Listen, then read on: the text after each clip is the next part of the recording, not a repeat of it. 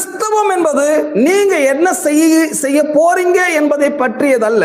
கிறிஸ்தவம் என்பது கடவுள் உங்களுக்கு என்ன செய்திருக்கிறார், எல்லாம் கடவுள் எனக்கு என்ன செய்திருக்கிறார் என்பதை அறிந்து அதை சரியாக விசுவாசித்து அதை ஏற்றுக்கொண்டு அதை அப்ளை பண்றதுதான் கிறிஸ்தவமாக இருக்கிறது. கிறிஸ்தவம் எப்படி மாறிச்சுன்னு சொன்னா, நீ ஆண்டவனுக்கு ஏதாச்சும் பண்ணு, நீ ஏதாச்சும் நெத்தி கடன் பண்ணு, நீ ஏதாச்சும் இதை பண்ணு அதை பண்ணு, கோயில போனா நீ பண்ணு, நீ செய்ன்றாங்க. ஆனா பைபிள் அப்படி சொல்லப்படவில்லை. பைபிள் என்ன சொல்லுது, செய்வதற்கு ஒன்றும் கிடையாது. கடவுள் எனக்காக என்ன செஞ்சாமதை தெரிந்து கொள்ள வேண்டும். அவர் உங்களுக்கு ஏராளமான கருத்து அவர் செய்து வைத்திருக்கிறார்.